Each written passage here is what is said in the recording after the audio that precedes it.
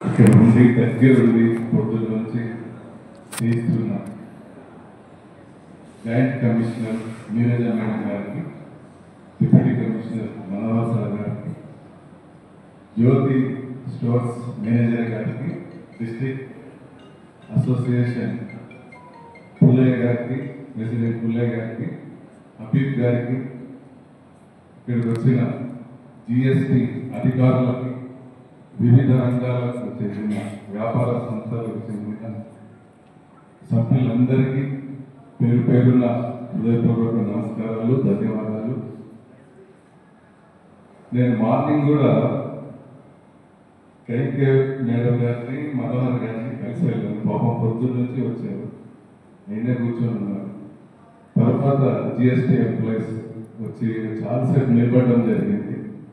నాకు చాలా సంతోషం వేసింది. ఇంత డెడికేటెడ్గా వచ్చి ఇక్కడ వెయిట్ చేస్తున్నారు. ఇప్పుడు అటు అధికార పరంగా సార్ వివరించారు, వ్యాపార పరంగా మన హబీబ్ గారు, పుల్లయ్య గారు చెప్పడం జరిగింది. మీ అందరికీ నా రిక్వెస్ట్ ఏంటంటే, ప్రతి జిఎస్టీ ఎంప్లాయీ ఒక ఫైనాన్స్ మినిస్టర్ అనుకుంటున్నాను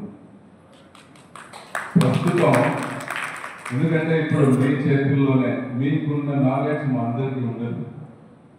సామాన్య ప్రజలకి కావాల్సింది ఏంటంటే, ఇంత సుదీర్ఘంగా ఇప్పుడు మనం మాట్లాడుకున్నది ఏం ఎక్కడో సింపుల్. నిన్న ఎంత రేటు ఉంది, ఇప్పుడు ఎంత ఉంది, నాకు లాభం ఎంత ఉంది.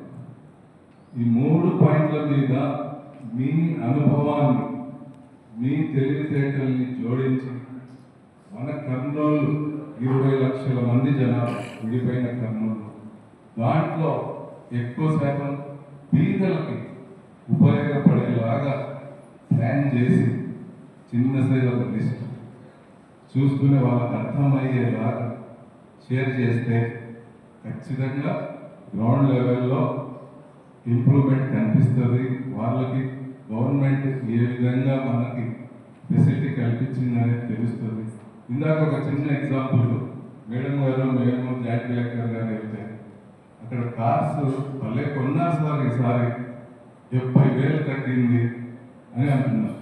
అలాగే సామాన్య మానవుడికి కూడా ఎంత నాకు లాభం అనేది వాడి మైండ్కి ఎక్కి వాడు కూడా కొనేలాగా మనం ప్లాన్ చేయగలిగితే, గవర్నమెంట్ ఇచ్చిన ఈ అవకాశాన్ని ప్రతి ఒక్కరూ సద్వినియోగం చేసినట్లు అవుతుందని అనుకుంటూ, ఈ చక్కటి కార్యక్రమంలో మన వాణిజ్య శాఖ నన్ను కూడా ఇన్వాల్వ్ చేసినందుకు మనస్ఫూర్తి ధన్యవాదాలు తెలుపుకుంటూ థ్యాంక్ యూ.